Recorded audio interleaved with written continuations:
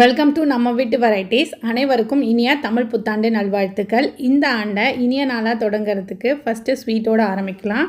பாசிப்பருப்பு பாயாசம் எங்கள் வீட்டு ஸ்டைலில் ரொம்ப சிம்பிளாக இருக்கும், டேஸ்ட்டாக இருக்கும், ரொம்ப ஸ்வீட்டாக இருக்கும். வாங்க எப்படி செய்கிறதுன்னு பார்க்கலாம். நான் 1.5 கப் பாசிப்பருப்பை ஃபஸ்ட்டு வெறும் பேனில் நல்லா வறுத்துக்கிறேன். கலர் சேஞ்ச் ஆகக்கூடாது, எல்லோ கலரில் இருக்கணும். வாசனை வந்தவுடனே அதை கழுவி 1 லிட்டர் தண்ணி ஊற்றி கொஞ்சமாக ஒரு பிஞ்ச் அளவுக்கு உப்பு சேர்த்து குக்கரில் 2 விசில் வச்சு எடுத்துக்கலாம். 1.5 கிளாஸ் பருப்புக்கு 3 டேபிள் ஸ்பூன் பச்சரிசியை ஊற வச்சுருந்தேன். இதை மிக்சி ஜாரில் ரவை பதத்துக்கு அரைச்சி எடுத்துக்கலாம். இப்போ பருப்பு 2 விசில் வந்துருச்சு. இப்போ பாருங்கள், பருப்பாக தான் தெரியும், குழஞ்சிருக்காது. இப்போ நம்ம அரிசியும் சேர்த்து கொஞ்சமாக தண்ணி சேர்த்து இந்த அரிசி வேகிற அளவுக்கு ஒரு 5லேருந்து 10 நிமிஷம் கொதிக்க விட்டோன்னா இந்த பருப்பெல்லாம் மசிஞ்சிரும். இப்போ நான் கொஞ்சமாக தேங்காவை துருவி மிக்சி ஜாரில் போட்டு துருவி எடுத்துக்கிறேன்.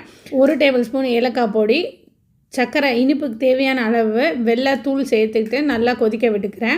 கொஞ்சமாக துருவி வச்ச தேங்காய் நம்மளுக்கு எவ்வளோ தேவையோ அந்த அளவுக்கு நம்ம சேர்த்துக்கிட்டு நல்லா ஒரு 2லேருந்து 3 நிமிஷம் நல்லா கொதிக்க விடலாம். இதுவுமே நம்ம ஃப்ளேவருக்காக தான். 1 டேபிள் ஸ்பூன் நெய் மட்டும் ஊற்றி எடுத்துக்கலாம். இல்லைன்னா கொஞ்சம் முந்திரி பருப்பு, திராட்சை, இல்லை இது தேங்காய் பற்களை கூட இதோட வறுத்து சேர்த்துக்கிட்டாலும் சூப்பராக இருக்கும். இதெல்லாம் சேர்த்ததுக்கப்புறம் ஒரு 2லேருந்து 3 நிமிஷம் கொதிக்க வச்சு இறக்குனா சூப்பரான பாசிப்பருப்பு பாயாசம் ரெடி ஆகிடுச்சு. 15 நிமிஷத்துலேயே இந்த பாயாசத்தை ரெடி பண்ணிடலாம். அவ்வளோ டேஸ்ட்டாக சூப்பரான பாசிப்பருப்பு பாயாசம் ரெடி பண்ணியாச்சு. ஃபெஸ்டிவலுக்கு ஈஸியாக ரெடி பண்ணக்கூடியது. ட்ரை பண்ணி பார்த்துட்டு உங்கள் கமெண்ட் சொல்லுங்கள். வீடியோ பிடிச்சா லைக் பண்ணுங்கள். சேனலுக்கு சப்ஸ்கிரைப் பண்ணிக்கோங்க.